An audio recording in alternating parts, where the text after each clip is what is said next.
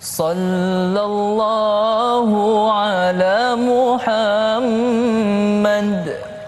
Sallallahu alaihi wasallam. Sallallahu ala Muhammad. Sallallahu alaihi wasallam. Ya Nabi salam alaika, ya Rasul salam alaika, ya Habib salam alaika.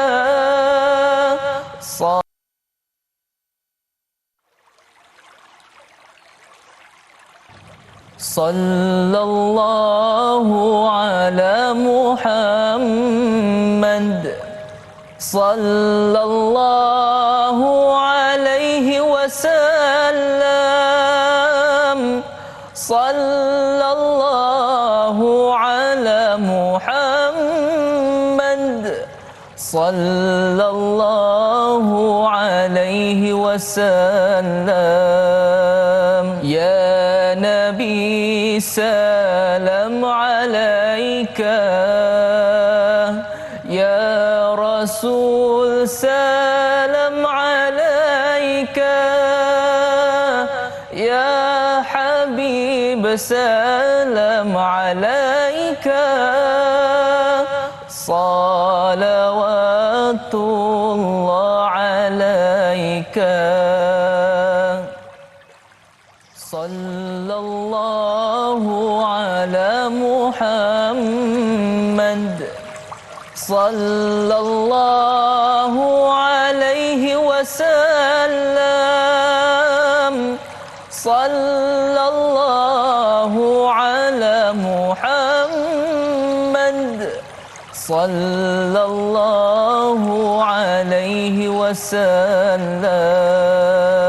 Ya Nabi salam alaika,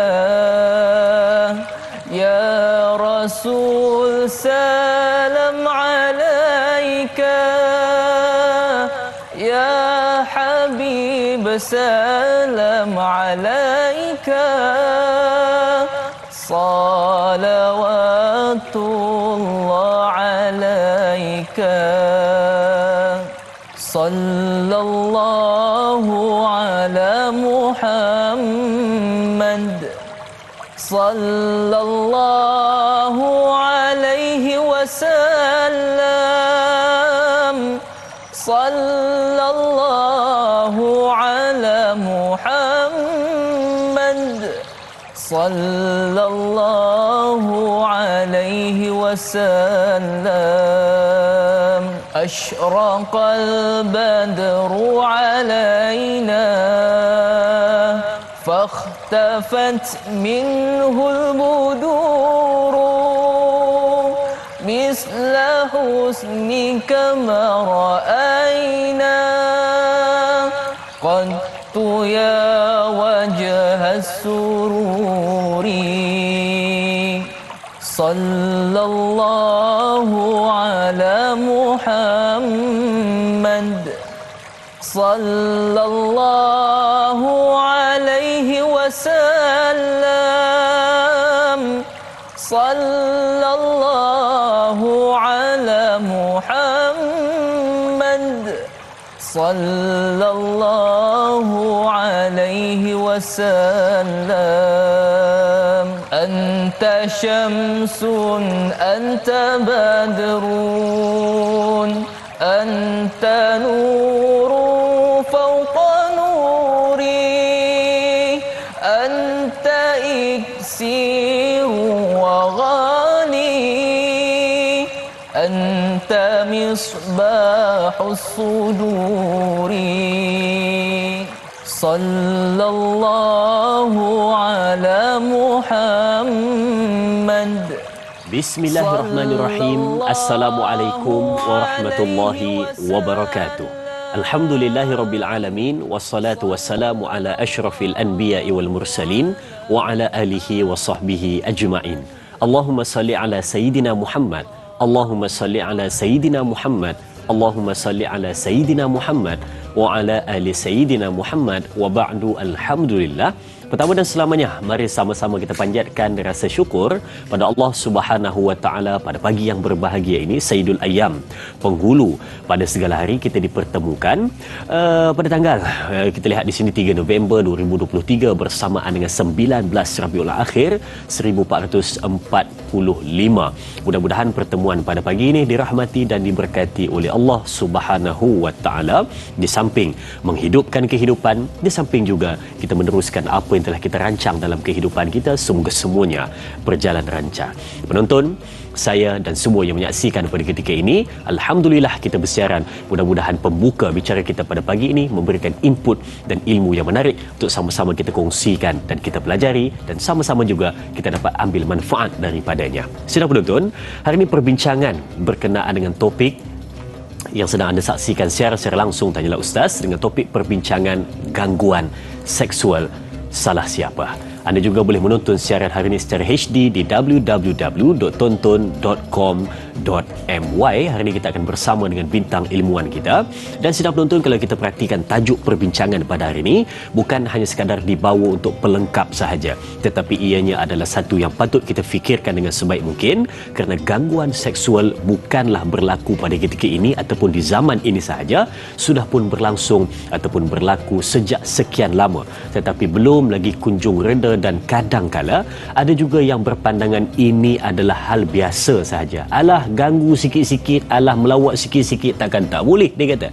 Tetapi ini yang dimaksudkan dengan gangguan seksual. Mungkin juga pada sudut lisan, perlakuan, isyarat, psikologi ataupun apa sahaja yang terkait dengannya. Ini yang akan kita bincangkan. Jadi sedang penonton, hari ini kita akan bersama dengan bintang ilmuwan kita, Al-Fadil Ustaz Yaakob Yusra bersama dengan kita. Assalamualaikum Ustaz. Assalamualaikum warahmatullahi. Alhamdulillah Ustaz, setiap Jumaat saja kita akan bawakan tajuk-tajuk perbincangan yang dekat dengan kehidupan untuk menjawab persoalan-persoalan daripada penonton-penonton. Tapi Ustaz, untuk mukadimah pada hari ini, biasanya orang kaitkan gangguan seksual dengan lelaki mengganggu perempuan.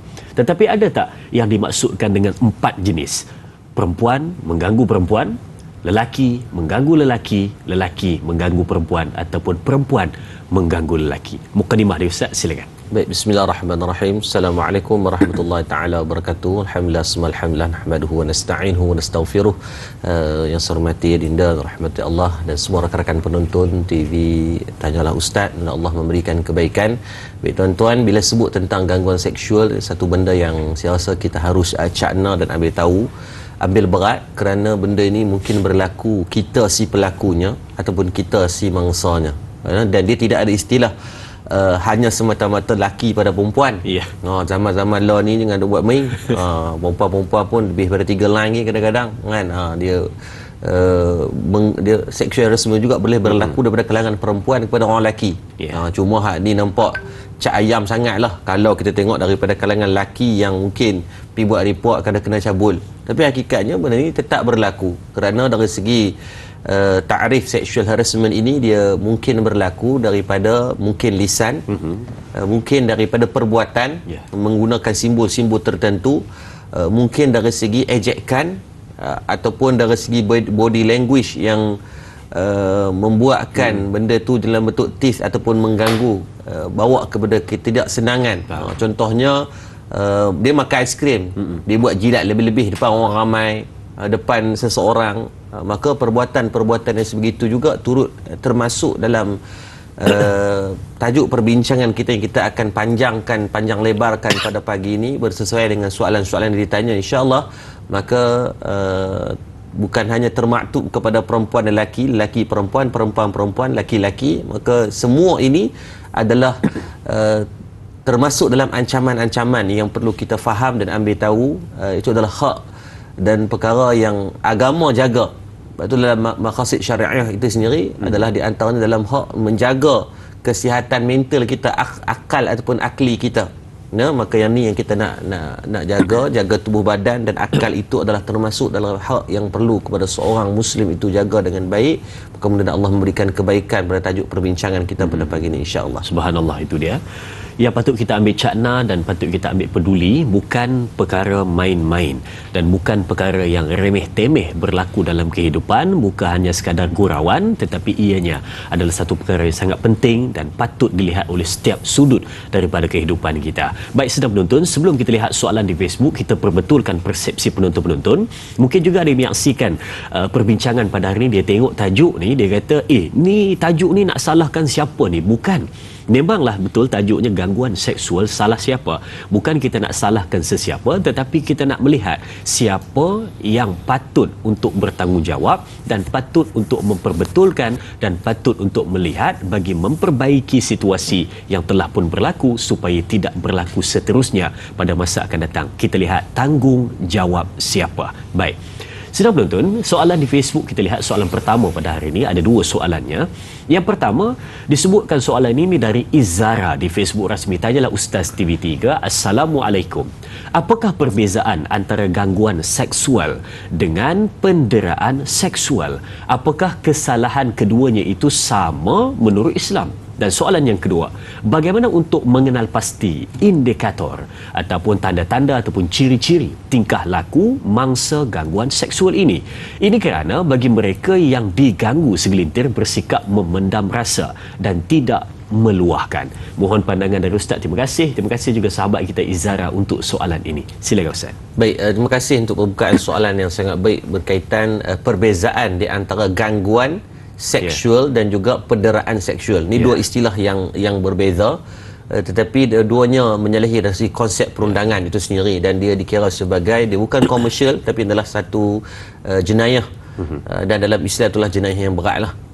Yang pertama, kita kena faham perbezaan yang paling ketara di antara gangguan dan juga penderaan ini adalah bila sebut tentang gangguan dan penderaan ini, dia boleh dilihat dalam bentuk intensiti ataupun kadar tindakan ataupun keterlibatan kepaksaan tersebut. Maksudnya gear berapa yang digunakan dari segi gangguan ataupun penderaan tersebut. Kerana dari segi gangguan seksual dia boleh berlaku ataupun dia boleh terjadi tanpa tindakan fizikal, kerana dia boleh bermula dengan kata-kata. Mula dengan ajakan, pujukan ataupun menggunakan perkataan-perkataan yang bawa kepada niche-niche lucah dan sebagainya. Itu adalah gangguan-gangguan. Dia buat orang rasa terancam tetapi tidak bawa sampai bentuk gangguan fizikal.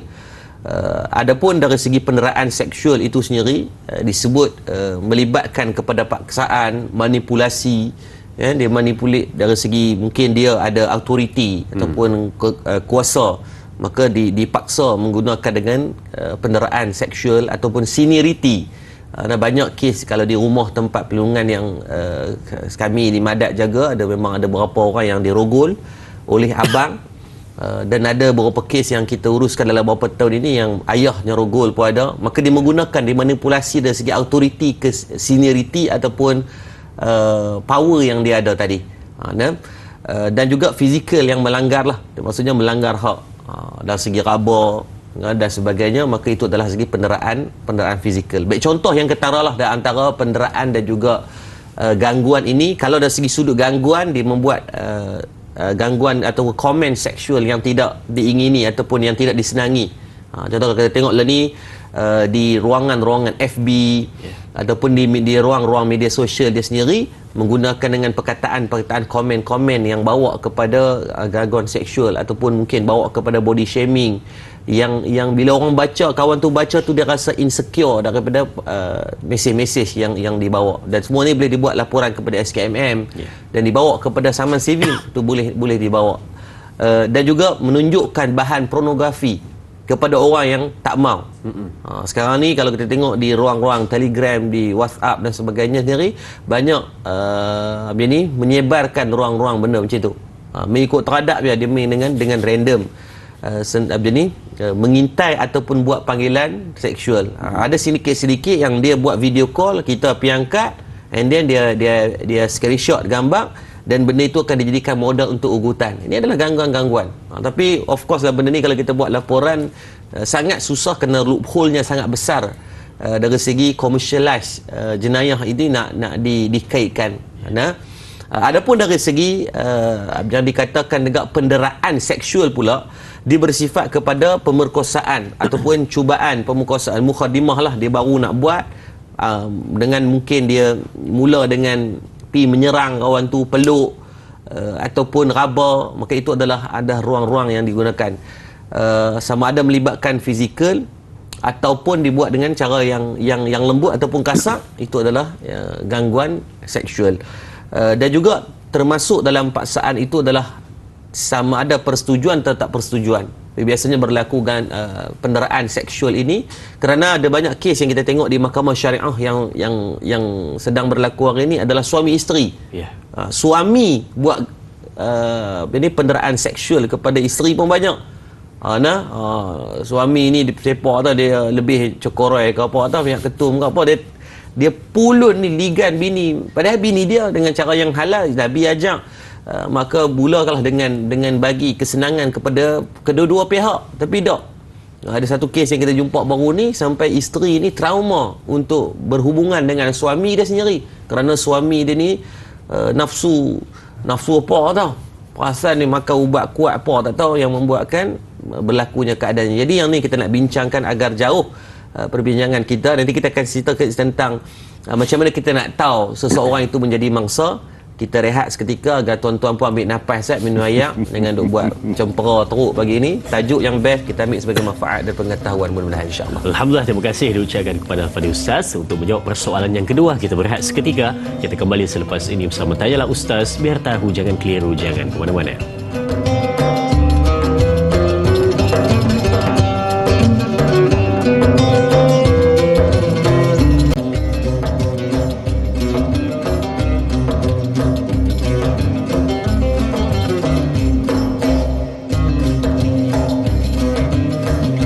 Terima kasih diucapkan kepada semua penonton untuk terus bersama dengan kita menyaksikan Tanyalah Ustaz. Pada ketika ini perbincangan tentang gangguan seksual, salah siapa? Bukan untuk menyalahkan, tetapi untuk mencari siapakah yang patut bertanggungjawab, memperbetulkan, memperbaiki, memberikan kesedaran dan juga memberikan input-input dan juga ilmu pengetahuan supaya terjaga mereka yang diganggu ataupun yang mengganggu. Baik.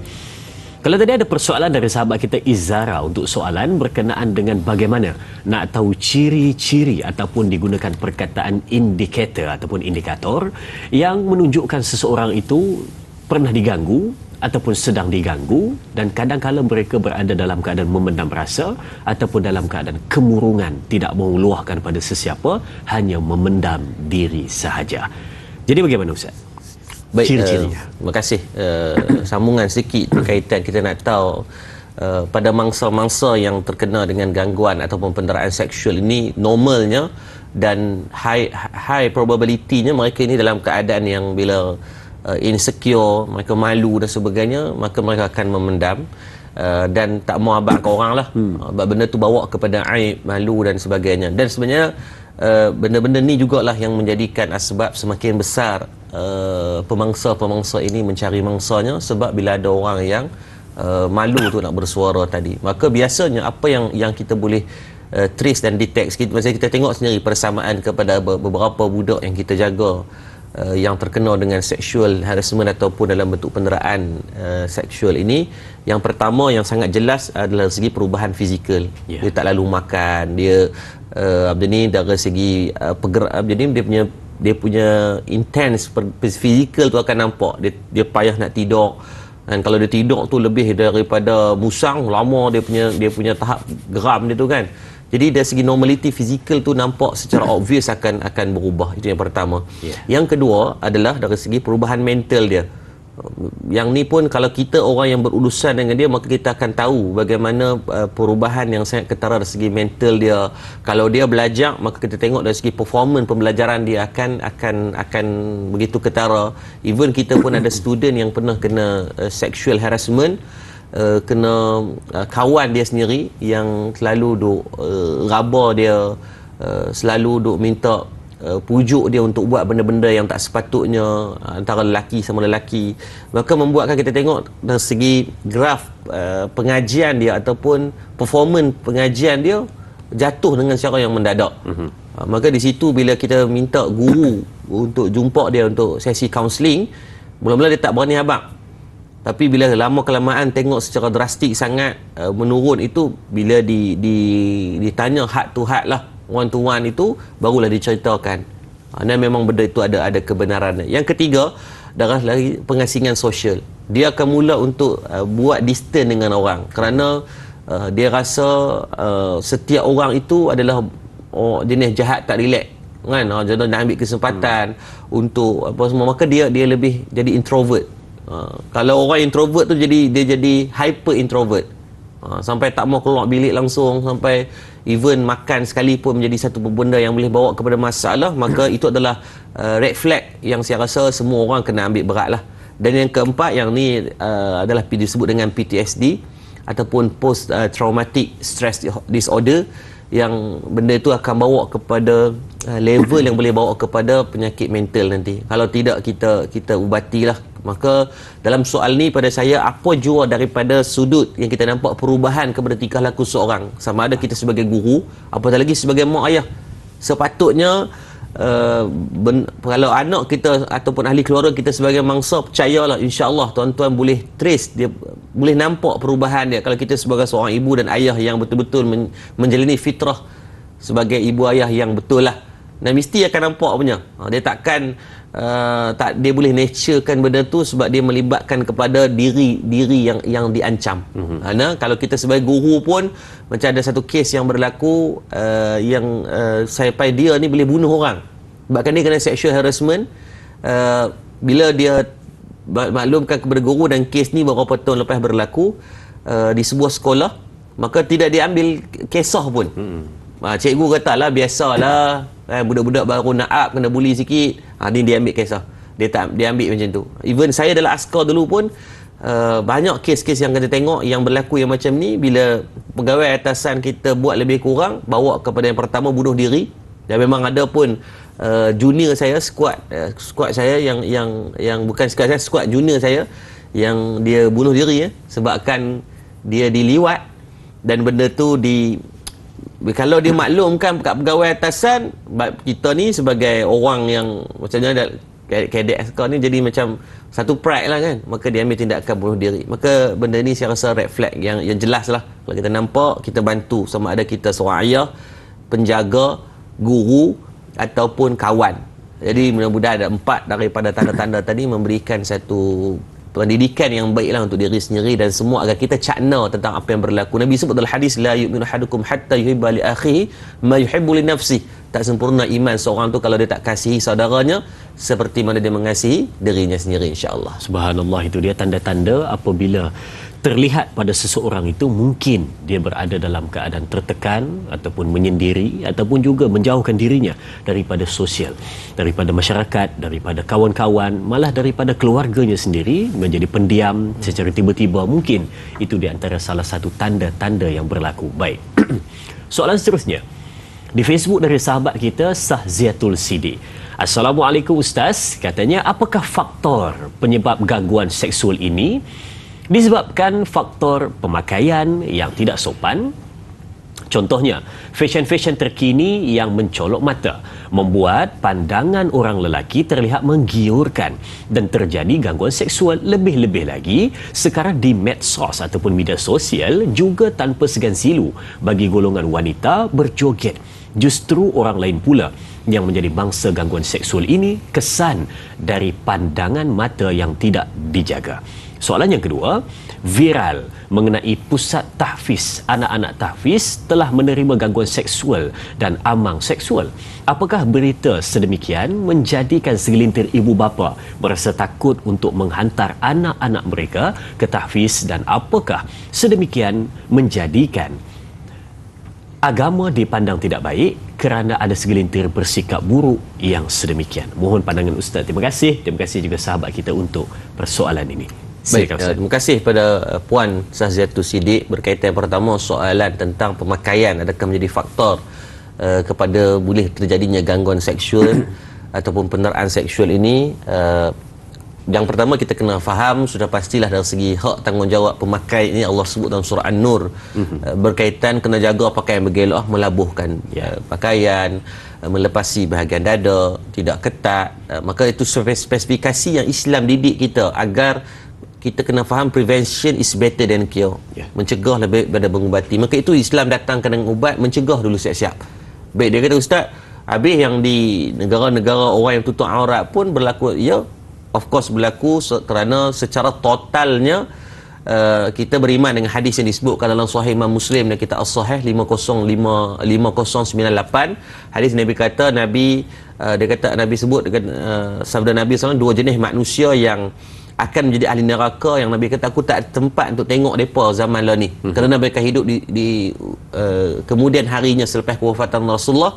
Yang pertama, pemimpin-pemimpin yang zalim, yang memegang cemeti di tangan dan buat kezaliman kepada orang.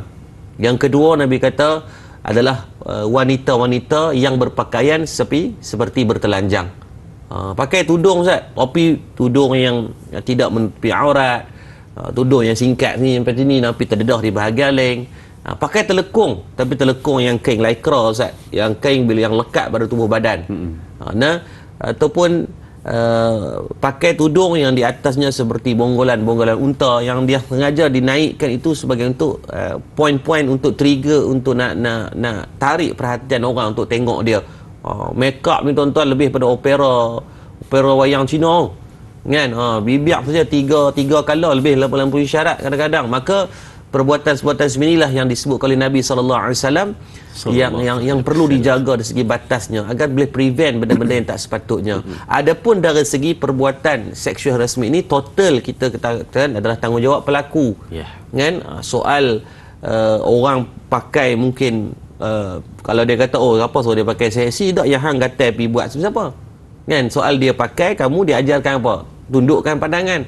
Yang kata pergi tengok buat apa? Dia kata tengok sekali rezeki. Pergi tengok 14 minit tu bukan rezeki dah kan. Sampai 2 minit setengah tengok sekali, maka terus elakkan pandangan. Maka itu dididik kita dalam agama. Yang kedua yang kita perlu cakna dalam bab ni, jangan kita buat kepada victim blaming. Kita put a finger untuk kita salahkan, itulah hang siapa suruh buat macam ni, siapa suruh pakai macam ni. Ya, dari sisi kesalahan dia itu mungkin dari segi pemakaiannya mungkin agak terdedah. Itu adalah dia dengan Allah dia kena jaga, dan dia dengan manusia. Tetapi yang untuk melakukan seksualisme tidak menjadikan lesen hanya disebabkan dia memakai dengan pakaian yang mungkin menjolok mata lah kita kata. Maka pada saya dalam bab ni sebab win-win situation, yang perempuan kalau kita jaga pemakaian, yang lelaki jaga pandangan, insya-Allah mudah-mudahan tidak berkecuali. Saya rasa saya pun kadang-kadang benda-benda macam ni, dia kata Ustaz tak tengok rugi kan, dia kata kan. Maka pakat-pakat kita bertuhan ke Allah yang sama, kita mungkin pernah buat salah, buat silap, betulkanlah kesalahan tersebut. Yang kedua, soalan berkaitan viral mengenai tahfiz berkaitan gangguan seksual selalu di-highlightkan. Tuan-tuan, ini adalah saya rasa percayalah, semua tempat ada gangguan seksual. Semua tempat kita terlibat. Saya terlibat secara langsung lah untuk uruskan budak-budak yang terkena.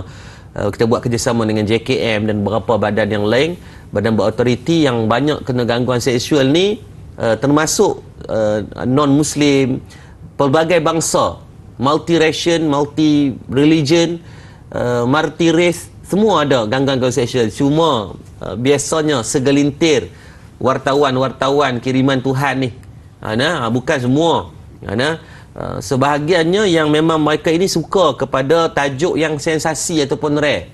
Saya bagi contoh lah, kalau tajuk berita seorang lelaki didapati cabul, maka tajuk tu terlalu biasa sangat, klise gila. Baca orang macam tengok pun tak apa, nak steam sangat nak tengok baca. Tapi tajuk dia apa? Guru tahfiz syaitan.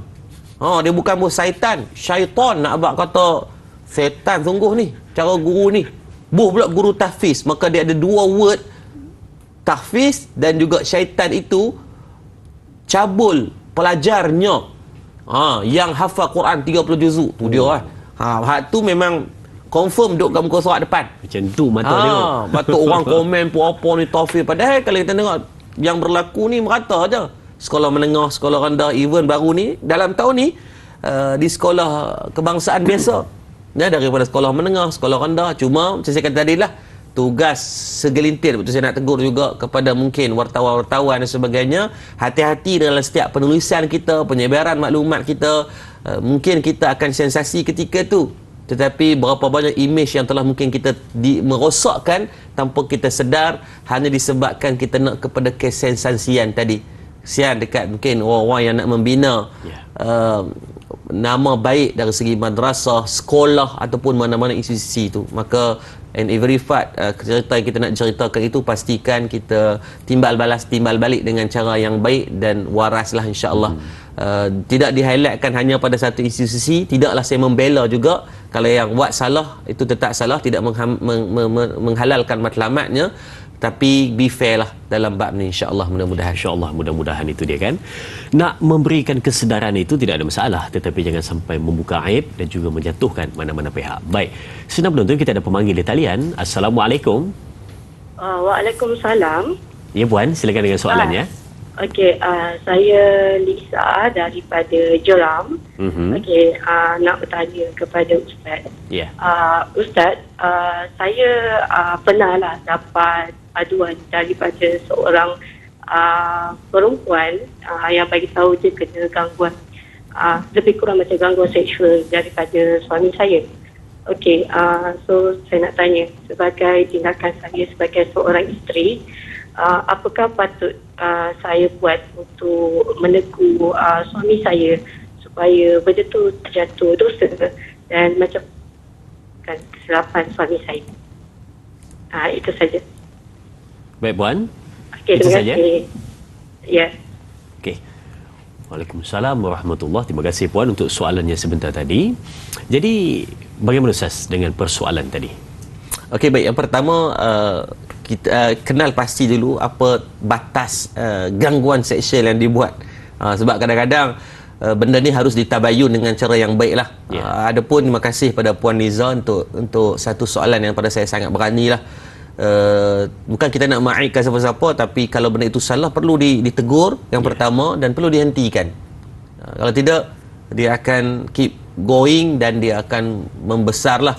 Sebab tu dari segi peruntukan section dalam section jenayah kita pun dalam section 509 dia berbeza dengan 37. Kalau 372, 373, 374 sampai 379 itu peruntukannya kepada seksualisme yang berbentuk kepada fizikal sampai peringkat rogol, liwat dan sebagainya. Tapi pada 509 dia berbeza daripada atas-atas section yang lain ini. Kerana dia melibatkan gangguan seksual ini melibatkan pada perkataan ataupun isyarat yang boleh mengaibkan kehormatan seseorang. Sebab tu dari segi hukumannya pun agak minimum daripada yang lain. Kalau yang macam rogol, kalau macam gangguan yang piraba, kan, raba punggung, pungkok ke, ataupun peluk tengah belakang, ataupun yang melibatkan kepada ancaman, maka itu dia akta-akta yang lain. Maka sebab tu kena kenal pasti bagi elok dulu, tanya dia tahap mana gangguan itu agar kita boleh nasihat based on tu. Sebab dalam bab ni saya rasa sebab suami ni dia ada ego dia. Kita salah tegur lagi dia akan menggunakan kekerasan, dia tambah pula kita tak ada bukti based on call ataupun mungkin hanya dengan WhatsApp. Jadi harus berhikmah lah. Tegur dia dengan cara elok ataupun kena tahu betul kata pertama, what come first adalah documentation dari segi bukti agar kita boleh habaq kat dia, abang ni ada satu ni, kalau tak apalah sayang cuma boleh tegur, kalau abang buat minta menghentikan. Sebab saya rasa benda ni kadang-kadang setiap manusia ada sejarah salah dan silapnya. The moment saya rasa saya pun banyak kesalahan dan silap, jadi kita perbetulkan lah. Apapun tahniah, insya-Allah kita cuba usahakan, kita doakan moga Allah bagi taufik dia kalau betul benda itu berlaku. Dan ada juga mungkin kebarangkalian kawan tu crush nak kat suami orang, maka dia akan menggunakan jalan tersebutlah untuk kita dia buat dalam bentuk-bentuk tohmahan ataupun fitnah. Maka yang ni perlu harus ditimbal balas dengan ditabayun dengan baik agar tidak ada mangsa yang sepatutnya tak patut jadi kena dan tak ada orang yang kena fitnah tanpa ada pembuktian. Baik, terima kasih Ustaz untuk jawapan daripada persoalan-persoalan yang kita ajukan sebentar tadi. Kita berehat seketika, kembali selepas ini bersama Tanyalah Ustaz. Biar tahu jangan keliru, terus bersama kami.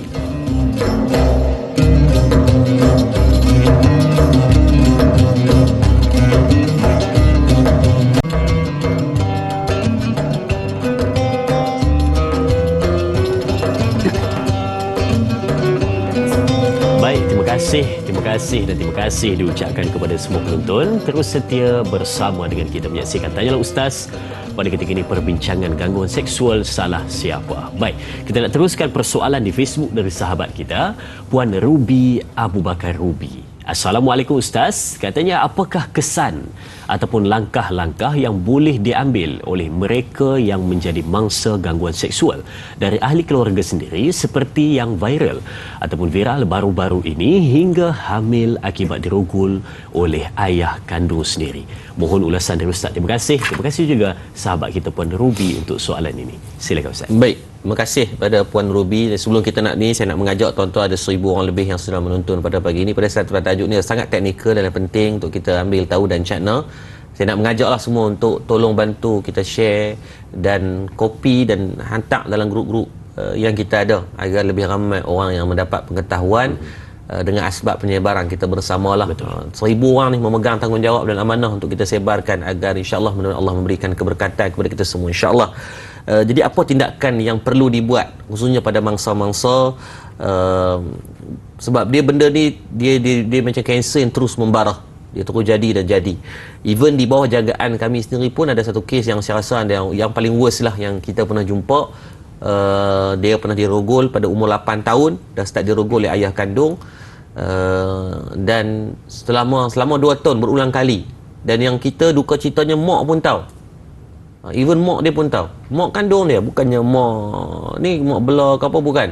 Dan setelah mana ayahnya mati, meninggal, dia ingat episod gelap itu telah habis pada umur dia 10 tahun. Maka mak ni kahwin dengan bapak baru dia, bapak tiri, dan bapak tiri ni tak sambung rogol pada di umur 11 tahun sampai 12 tahun, setahun lebih. Sampailah kita ambil dia di bawah daripada JKM untuk penjagaan. Dan waktu saya ingat lagi 2 tahun lepas kita ambil dia tu dalam keadaan dia sangat trauma pada umur 12 tahun. Even dia tidak ada eye contact dengan orang, dia tidak boleh bercakap dengan orang lelaki langsung. Even orang yang tolong nak jaga dia pun menjadi masalah. Tapi alhamdulillah, through the process, very hard proses dan way itu, hari ini dia dah umur hampir 15 tahun, dan dari segi trauma tu masih ada, tapi dah getting better lah.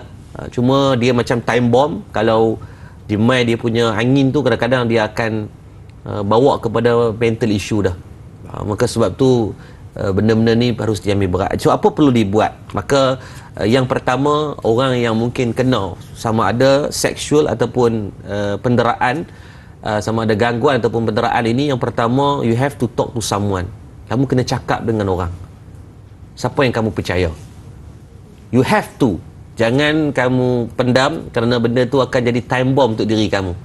Dia sampai peringkat dia mati perasaan tu, yang kita bimbang, yang kita takut. Yang kedua, dokumentasikan apa-apa benda, contohnya dari segi message, dari segi log call dan sebagainya. Bila kena, walaupun kita tak berani nak cakap dengan siapa pun, ambil bukti-bukti tersebut, sebab benda itu mungkin perlu dan sangat diperlukan ketika mana kalau kes dah berjalan. Yang ketiga adalah dari segi laporkan kepada pihak berkuasa. Nak lapor ke siapa, dia kata Ustaz? Banyak di antaranya boleh tengok ada Jabatan Pembangunan Wanita sendiri, memang ada bahagian khas yang mengendalikan isu dia, maka tidak akan mengambil mudah. The moment when kita go, dia akan ada follow up yang sentiasa ditanya. Even banyak call-call palsu pun tetap mereka akan ambil berat. JKM sendiri, Jabatan Kebajikan Masyarakat, dan mereka akan bantu nanti juga macam mana untuk nak pergi kepada buat medical check up, untuk nak cek pengesahan berlaku luka dan sebagainya, dan kepada pihak polis lah. Dan tuan-tuan boleh search tengok di website adanya WCC, Women Center Care sendiri, adalah satu NGO yang dibuat khas untuk menjaga hak wanita-wanita, sebab kebanyakan seksual ni dilaku oleh wanita. Mungkin persen yang sangat kecil lah, wanita piraba lelaki sebagainya ni jarang-jarang berlaku lah. Yang keempat, tolong pada mangsa-mangsa yang sedang menonton ni juga, ada mangsa-mangsa banyak mereka salahkan diri sendiri. Tuan-tuan ingat beza pemangsa dan mangsa. Tuan-tuan yang mangsa ni dia ada orang yang buat pada tuan-tuan. So whatever it cost, don't blame yourself, keep fighting, and tolong bangun daripada menjadi mangsa itu kepada pembelaan yang betul lah. Dan pasti through the process ni akan banyak cekadak-cekadak dia tu, tapi percayalah insya-Allah tidak ada yang mustahil di sisi Allah. Kalau kamu ni orang yang dizalimi, Allah akan bersama dengan kamu insya-Allah. InsyaAllah, subhanallah. Baik, sedang penonton kita ada pemanggil di talian. Assalamualaikum. Waalaikumsalam warahmatullahi wabarakatuh. Dai Azrin dan juga Ustaz Muhammad Yaakob Yusra bin Muhammad Yusof. Saya Omar Abdul Majid dari Felda Cini Timur 3 Pekan Pahang. Assalamualaikum Ustaz dan Dai. Waalaikumsalam warahmatullahi. Ya tuan, silakan dengan soalannya. Ya, bagi saya. Alhamdulillah. Alhamdulillah. Jadi soalan saya begini Ustaz. Kadang-kadang kita ni dalam keluarga kita ni pun kadang-kadang boleh berlaku perkara yang macam ini ni.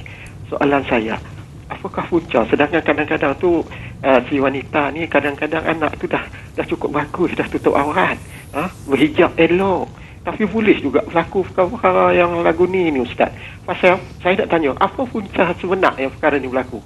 Apakah dia daripada hand syaitan juga atau bukan handset banyak orang sebutlah ni hand syaitan ni, banyak syaitan dalam handset tu Ustaz. Apakah perkara punca sebenar yang boleh berlaku sedangkan kadang-kadang kita ni dah elok dah, sempurna dah didikan, berhijab elok, anak wanita ni, anak yang perempuan ni semua elok belaka, tapi boleh juga berlaku perkara-perkara yang tak elok lagu ni Ustaz. Itu soalan saya Ustaz dan Dai. Terima kasih banyak Ustaz dan Dai. Assalamualaikum. Waalaikumsalam warahmatullahi. Terima kasih Tuan Omar untuk persoalannya. Soalan yang memang segar di dalam masyarakat. Jadi kita serahkan kepada Al-Fadhil Ustaz, silakan. Baik, terima kasih ayahanda kita yang tak jemu untuk call kan. Masya-Allah tabarakallah. Dah jaga dah pakaian apa semua tapi tetap berlaku, maka kita back to basis ataupun basic yang paling utama adalah of course dari segi pengetahuan ataupun pendidikan tu sendirilah. Ya, sebab tu kena didik kepada anak what do and don'ts itu. Apa bahagian yang perlu dia tahu, bahagian yang tidak boleh disentuh, tidak boleh disebut, agar benda tu daripada awal itu dah dipupuk. Even kepada budak-budak kecil ini perlu habaqkan dia anggota badan ni bahagian mana yang tidak ada seorang pun yang boleh sentuh. The moment sentuh, you have to bagi dia sebagai itu adalah satu hint, red flag, you kena bagi tahu. Kena bagi tahu even kepada adik-beradik sendiri. Sebab ada satu kes yang saya ingat beberapa tahun lepas, ada satu waris datang, anak dia umur 6 tahun.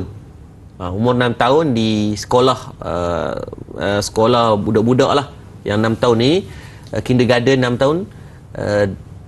Anak dia dibawa oleh kawan-kawan dalam sekolah tu juga masuk dalam bilik ayak untuk nak cek kemaluan masing-masing. Mereka sebab dia, mungkin yang dua-dua ni pun mereka budak-budak 5 tahun, waktu tu dia 5 tahun, dia kena bukan 5 tahun, dia kena gada yang 5 tahun ni, maka mungkin tidak diberitahu yang kamu ni lelaki. Sebab batu dalam sains disebut apa, orang kanak-kanak ni, budak-budak ni, mereka tahu jantina ni pada bukan beranak-beranak, mereka tahu umur 2-3 tahun baru mereka boleh nak tahu mereka ni lelaki atau perempuan. Maka dia akan pelik, dia tengok ni ada Angry Bird, awak dia tengok adik dia tak ada. So benda tu maka kita kena maklumkan, abang lelaki, yang perempuan abang kamu perempuan, dia tak ada lato-lato. Tapi bila kita tak maklumkan, kita rasa macam malu lah nak abang, maka tuan-tuan buatkan anak ni akan confused. Bila dia confused, dia akan mula curiosity dia itu, dia akan mula nak cari sendiri. Ini masalah. Maka tak usah rasa malu, kena bagi tahu kat dia. Macam saya sendiri pun kena bagi tahu kat anak. Tak boleh mandi dah dengan mama. Kena abang kat dia agar dia tak rasa pelik. Kita pula sempoi pergi mandi bulat, lanyang bulat sempoi punya depan anak perhati tengok benda apa ni. Benda-benda tu walaupun kita rasa lawak, pada saya adalah basic dia, adalah asas pendedahan dan pendidikan itulah. Benda kalau nak berlaku mungkin ujian atas diri dia, tapi kita macam tadi tetap prevention is better than cure. Pada awal tu kita bagi pendidikan, insya-Allah mudah Allah bagi kebaikan. Baik, terima kasih Ustaz untuk pencerahan daripada persoalan dari sahabat kita sebentar tadi. Banyak lagi kita nak bincangkan selepas ini. Jangan ke mana-mana, teruskan menonton Tanyalah Ustaz, biar tahu jangan kelir.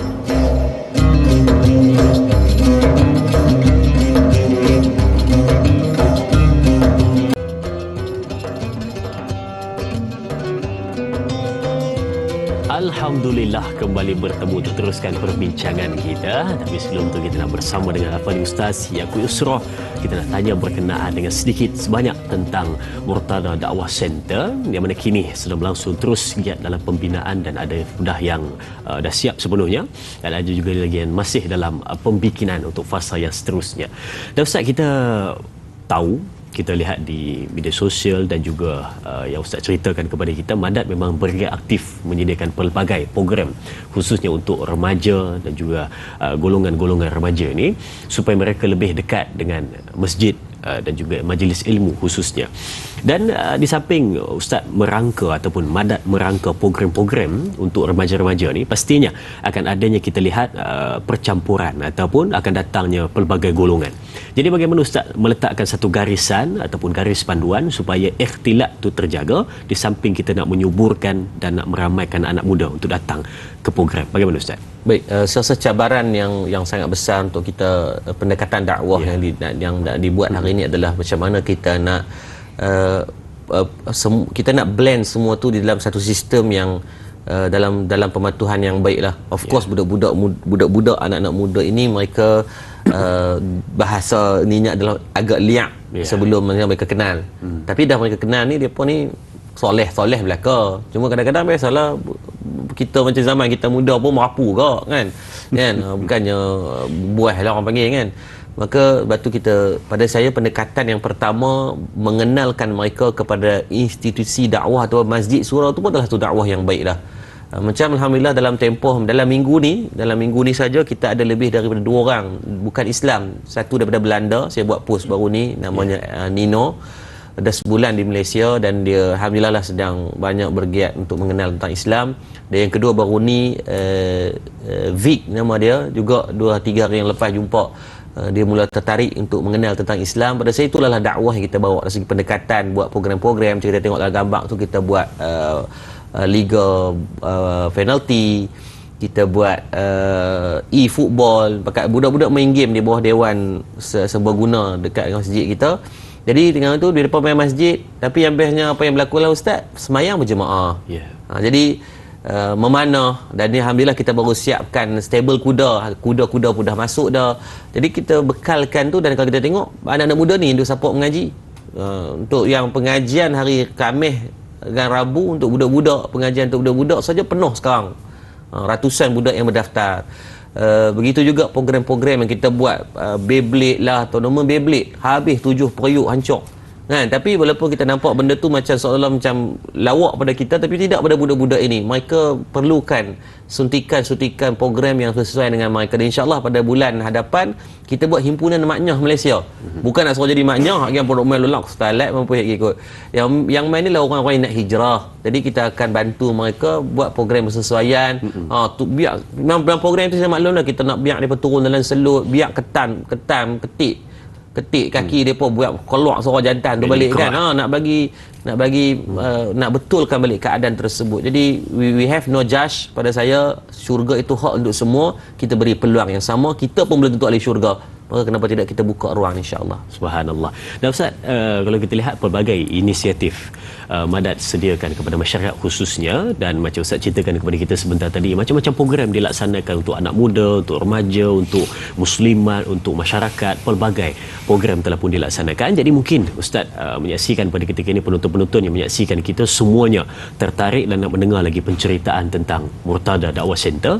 Jadi kita nak dengar apa harapan Ustaz untuk penonton-penonton semua dan bagaimana untuk membantu Madat. Silakan Ustaz. Baik, harapan yang jelaslah yang kita agak struggle sekarang adalah untuk kita mempersiapkan asrama, kelas dan fasiliti untuk asrama tahfiz lah. Kita tengok sekarang dah naik dah pun tingkat 2 dalam tempoh 5 bulan pembinaan. Dan kita masih ada baki sekitar lagi 5 bulan lah untuk kemasukan akademik pada bulan 3 tahun depan. Sebabkan sekarang akademik dah adjust sebabkan PKP hari tu, bulan 3 akan buka pada ni. Tu gambar yang tuan-tuan tengok tu. Jadi kat situ adalah satu benda yang agak rushing dalam kos sekitar 4 juta pembinaan. Siap dengan kelengkapan, barulah kita dapat masukkan sekitar 100 ke 200 orang pelajar baru. Sebab sekarang ada 6,000 permohonan. Ustaz, 6,000 ni tahun ni kita ambil 15 orang je. 15 orang. Oh, rasa huduh Ustaz. Orang tanya ni kita tak tahu nak abang jawapan macam mana dah. Jadi kat sinilah of course lah tekanan juga saya, sebab pendidikan kita 100% percuma. Orang kata Ustaz kenapa tak ambil yuran, memang kita nak memperjuangkan hak bagi pendidikan percuma. Apatah lagi orang yang hafal Quran, kita nak tumpang pahala lah. Sebab kalau ada yuran kat mereka, tertutup lah ruang tu kita nak buat kebajikan pada mereka ni. Ada orang kata Ustaz dah tak ada duit, jangan buat. Kalau itulah pegangan kita, maka daripada dulu tak pernah ada pengajian lah.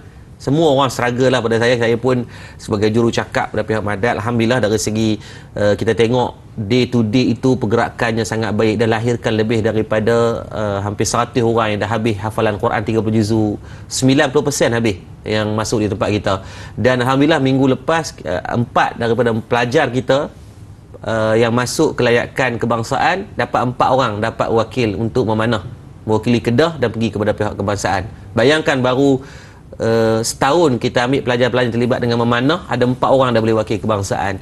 InsyaAllah bagilah peluang dan ruang untuk Madat buktikan dengan melahirkan lebih ramai pelajar-pelajar yang berimpak tinggi, yang boleh jadi teknokrat yang profesional, hafiz Quran yang bukan duduk sebagai profesional ustaz semata-mata, tetapi dalam engineering dan bidang-bidang yang lain. Jadi saya nak mengajak sepenuhnya. Dan tuan-tuan, pagi ni kita ada buku yang sempoi baru kita siapkan berkaitan Say No to Sexual Harassment. Ni e-book yang kita siapkan, apa perlu dibuat dari perspektif Islam dan detail lah. Sebab tajuk bincang kita tak sempat tu nak habiskan untuk kita nak detailkan secara total. Jadi daripada 80 e-book ni, termasuk buku tentang Say No to Sexual Harassment ni, tuan-tuan kena dapatkan agar boleh ada percetakan dalam rumah masing-masing. Sebab tu dalam buku ni rare sikit dia tulis hak cipta bersama. Apa maksudnya? Tuan-tuan walaupun dapat secara e-book, tapi tuan-tuan saya benarkan untuk cetak dan manfaatkan sebagai bacaan bagi anak-anak baca. Anak ataupun sekolah-sekolah, cikgu-cikgu yang menonton ni print dan bagi anak-anak baca, anak murid baca agar mereka tahu what do and don't dan apa perlu dibuat kalau berlaku sexual. Jadi jom kita menyumbang pagi ni dalam kita 70,000 ya untuk kita nak clearkan. Kalau 70,000 ni 700 orang menonton, pakat bagi seorang 100 settle masalah. Moga Allah bagi manfaat lah mudah-mudahan. Subhanallah, terima kasih Ustaz untuk pencerahan dan juga info-info berkenaan dengan Madat. Ustaz kongsikan kepada kita sebentar tadi, sidang penonton kalau terlepas info ataupun siaran dari awal, catch up semula di aplikasi tonton dengan muat turun dan langgan sekarang. Sudah penonton, kita berakhir di sini dahulu di TV3. Sambungan 30 minit di TV9, teruskan menonton Tanyalah Ustaz, biar tahu jangan keliru.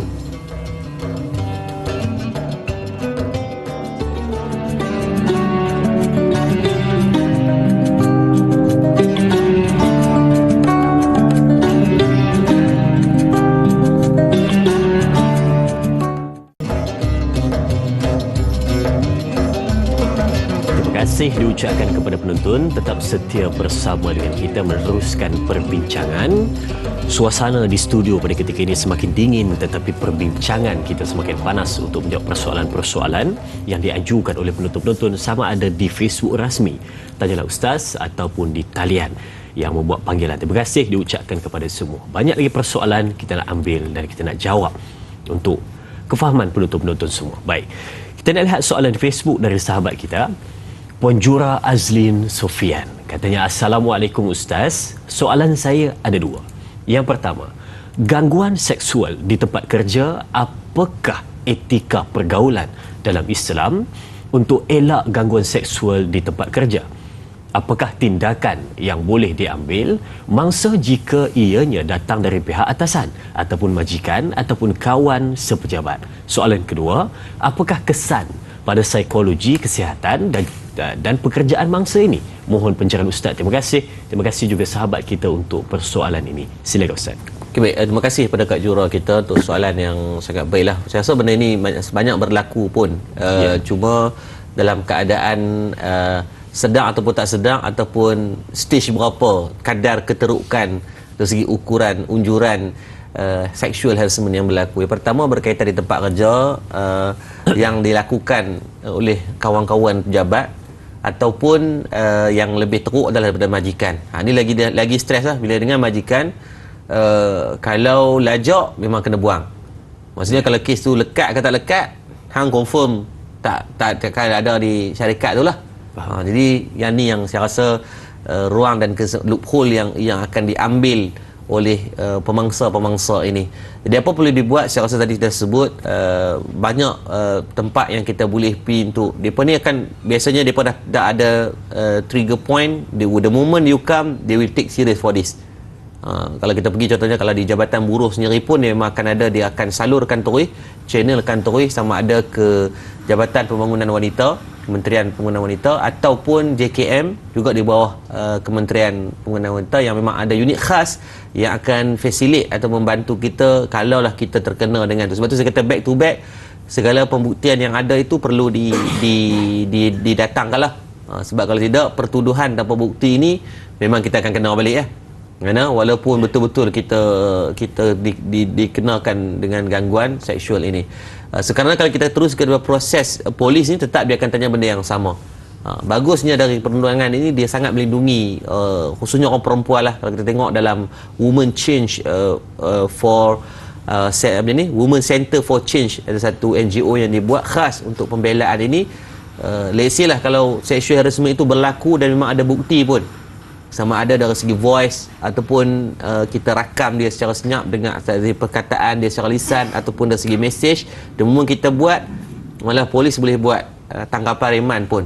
Kalau benda itu melibatkan kepada banyak section yang terlibat, nanti kita akan sebutkan secara detail lah. Jadi jangan takut, tolong maklumkan. Tak apa, boleh bekerja ni boleh dapat kerja lain, tapi maruah itu sangat eksklusif dan inklusif lah yang perlu dijaga. Yang kedua berkaitan apa kesan pada psikologi dan kesihatan. Of course dia akan drag kepada banyak dari segi emosi, dia katakan tadi fizikal. Dia akan memberikan kesan kepada mangsa yang terlibat. Kita tak lalu makan, jadi takut dengan orang, dia akan wujud distance social, kerja ke laut kan, duk bayang macam-macam, jadi insecure di tempat kerja tu, jadi takut nak buat kerja. Jadi benda-benda begitu harus diubati dan harus di-prevent lah. Kalau dah berlaku, ada nampak red flag daripada awal, dia pun suka cakap benda-benda tak sepatutnya dan sebagainya, tolong tegur. Kadang-kadang kawan-kawan ni dia melawak, bertepuk orang aku. Bertepuk itu pun adalah sexual harassment kalau di tempat kerja kan. Ataupun dengan lawak-lawak yang contoh lawak-lawak dia kata ni kira ni rambut basah ni benda wajib betul. Itu adalah sexual harassment kan. Ataupun hari Jumaat ni, hari malam Jumaat kena balik awal. Walaupun kita rasa macam itu adalah lawak yang dijadikan sebagai lawak yang turun-temurun, sanadnya mursalsal kan, kan, tetapi tetap ada limitation je. If you are feeling not dipanggil uncomfortable, please maklumkan kepada pihak tersebut agar dia tahu di mana border limitation yang dia ada. Ada orang yang mungkin okey, tapi okey itu tetap dia termaktub dalam sexual harassment, tapi pada dia pun melawak lebih kurang tu ya. Dia pun jenis mangkuk ayun juga kadang-kadang kan, perkataan-perkataan yang digunakan. Maka dia ada limit ataupun borderline yang perlu kita tahulah. Rasa tak selesa, kena maklumkan. Maka dia, kawan tu pun, dia pun tahu kalau kita tak selesa, takkan dia nak lak terus dibuat. Tu memang nampak tak berakal lah. Kalau orang yang sebegitu nampak macam tak matang dan sangat tak rasional lah. InsyaAllah kan, kena maklumkan benda ni sebab you outspoken apa yang kamu rasa itu, terus maklumkan. Jangan memendam. Yang ni, bila memendam, kamu akan membesarkan perangai itu lagi, perangai dia. Wallahu a'lam. Baik, bukan hanya sekadar di internet ataupun di media sosial, kadang-kadang juga berlaku di tempat kerja dan mungkin juga ada berlaku di dalam rumah sendiri. Baik, seterusnya dari sahabat kita Sal Rasid Cikci, katanya Assalamualaikum Ustaz, bagaimana untuk mengambil tindakan ke atas kes rogul lewat cabul kepada mereka yang di bawah umur meskipun atas dasar suka sama suka? Mohon Ustaz jelaskan. Terima kasih kepada sahabat kita Sal Rasid Cikci untuk soalan ini. Silakan Ustaz. Baik, terima kasih untuk soalan yang sangat baik lah. Saya rasa soalan-soalan macam ni memang banyak lah kan, sama ada suka sama suka ataupun dari segi paksaan dan pelbagai lagi. Yang pertama, kita tengok dalam peruntukan seksyen kanun jenayah kita, tuan-tuan boleh buka dalam 376 dalam kurungan 2 D dan E. Yang ni melibatkan rogol bawah umur jika perempuan berumur bawah 16 tahun tanpa kerelaan dan persetubuhan perempuan bawah 12 tahun. Itu dah set dua perundangan yang berbeza 16 tahun, bawah 16 tahun dan bawah 12 tahun. Kalau bawah 12 tahun ni sama ada dengan kerelaan ataupun tanpa kerelaan, salah.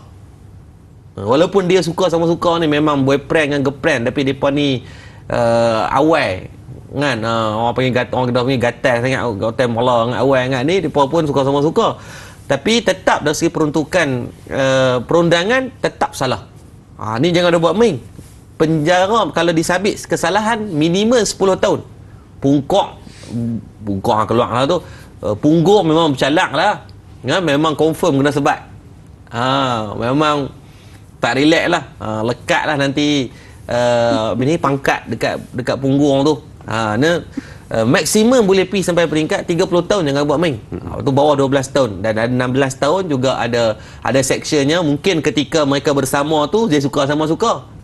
Lepas tu dah bergaduh, ada markah lain, hak ni pun ada boyfriend lain. Kalau dia nak sabitkan kesalahan, dia ada bukti disabitkan salah walaupun dulu suka sama suka ni, maka boleh kena juga. Lepas tu jangan buat main. Tu 376 D dan E. Dan kalau kita tengok juga macam mana kes liwat pula.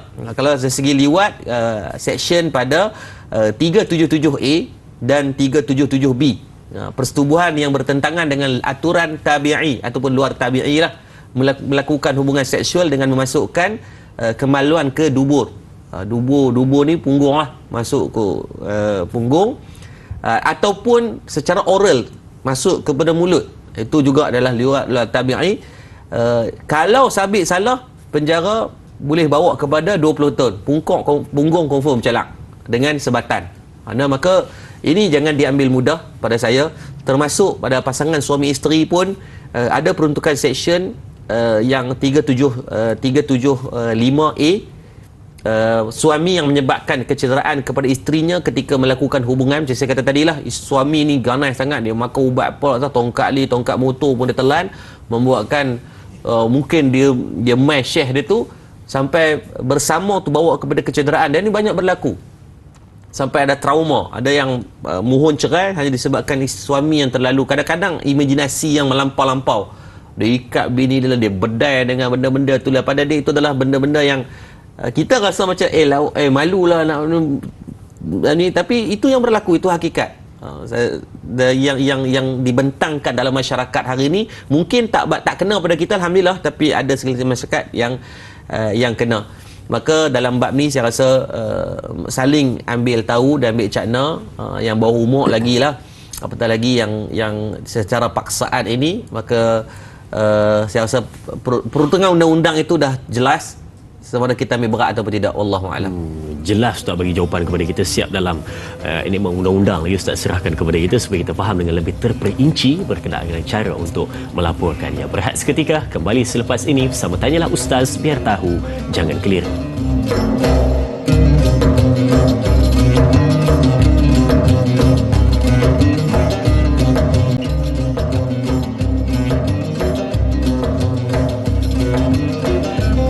Subhanallah, terima kasih dan terima kasih diucapkan kepada semua terus setia bersama dengan kita menyaksikan Tanyalah Ustaz, biar tahu jangan keliru.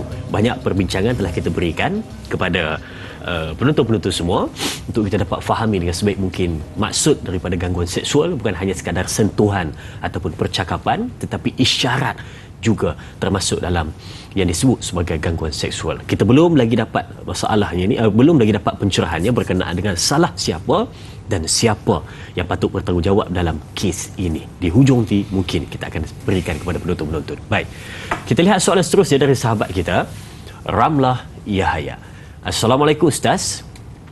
Saya mohon sedikit komen dan pandangan Ustaz. Kalau melihat perkembangan semasa, gangguan seksual ada kalanya berlaku bukan kerana mangsa berpakaian seksi, namun bertutup litup pun diganggu. Yang berumur dan tidak bergaya pun juga diganggu. Mungkin orang lelaki sekarang ramai yang kurang beriman dan beradab dan kurang adabnya dan kurang adat. Itu soalan daripada sahabat kita Puan Ramlah Yahaya. Bagaimana komen Ustaz dan juga pandangan? Silakan Ustaz.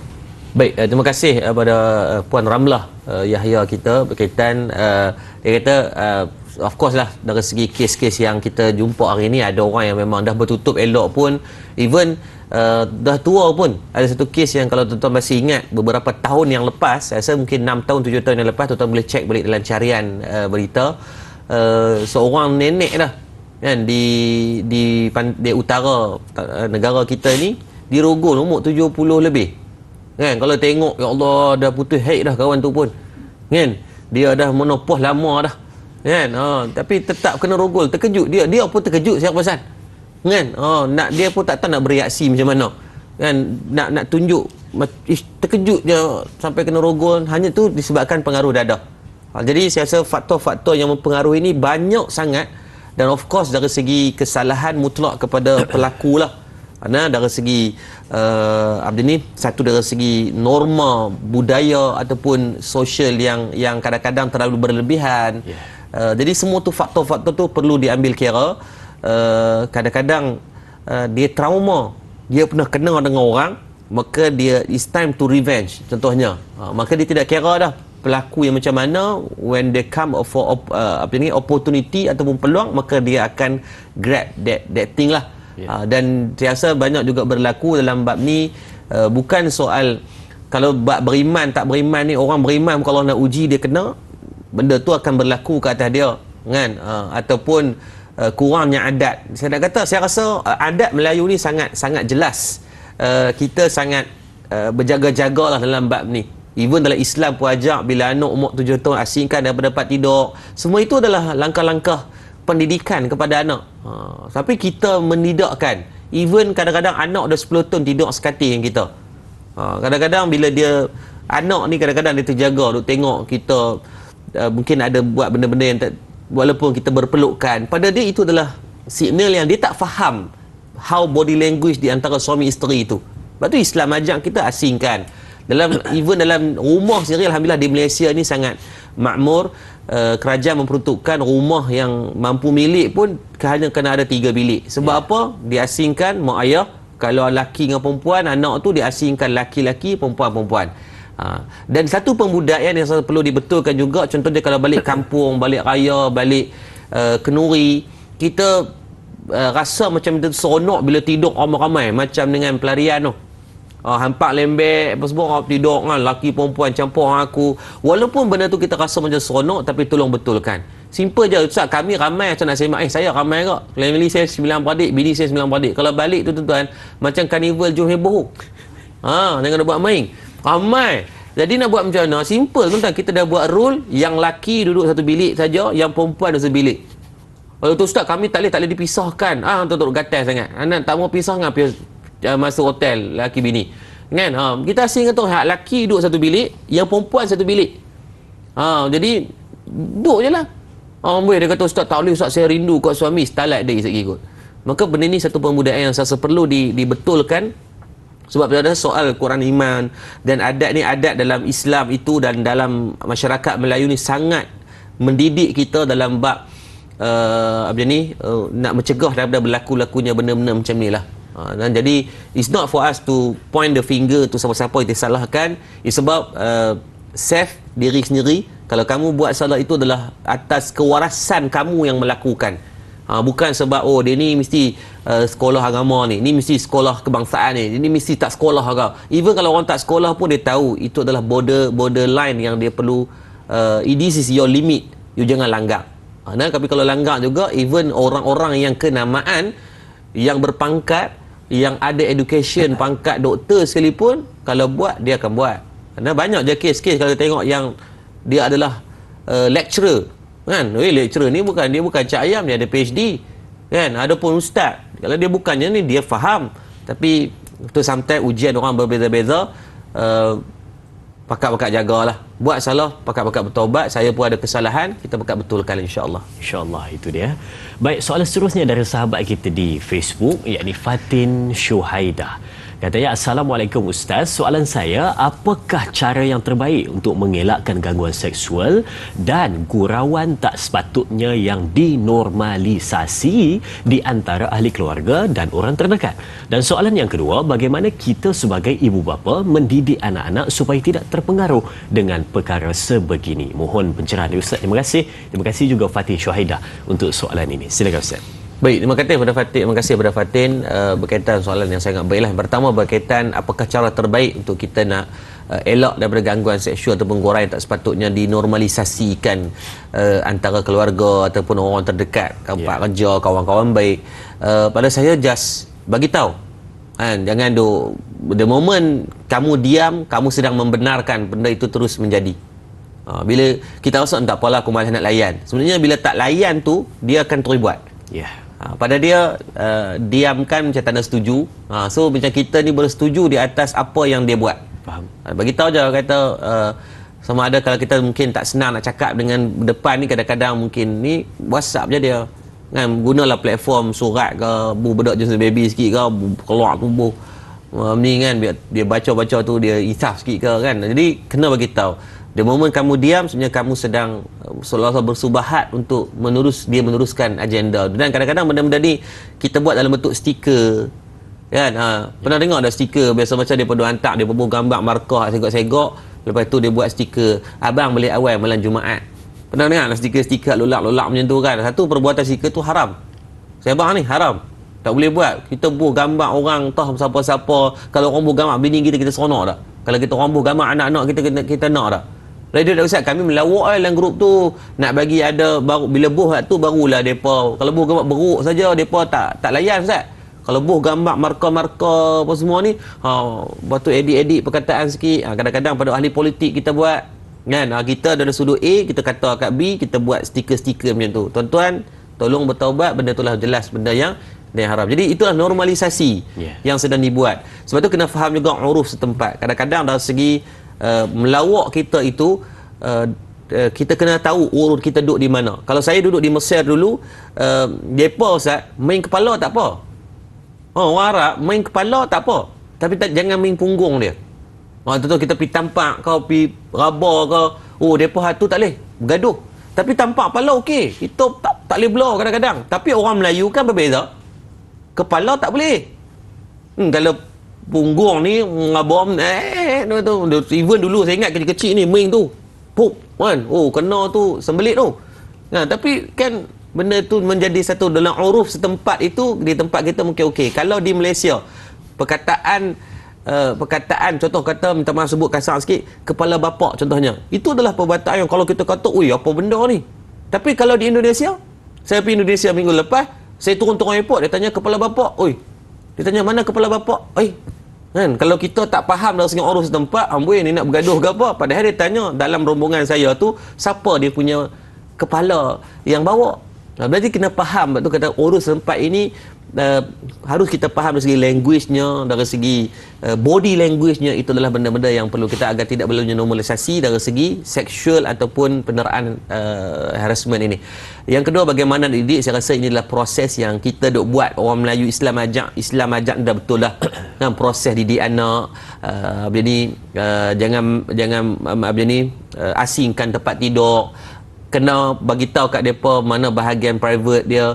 Jangan malu untuk kita nak cerita, tahu saya malu saya nak cerita kat anak dia laki perempuan, betul nak cerita tentang haid dan sebagainya. The moment kamu malu, dia akan dapatkan maklumat tersebut daripada third party, dan kita takut third party yang menyampaikan maklumat itu adalah third party yang ada kepentingan. Dia pergi tanya kawan kelas dia pergi tanya boyfriend, girlfriend dia. Jadi benda-benda itu akan membuatkan lagi bermasalah lah. So sebagai seorang ayah juga, saya pun bertanggungjawab untuk kita bagi pendidikan kepada anak. So let's do this together lah.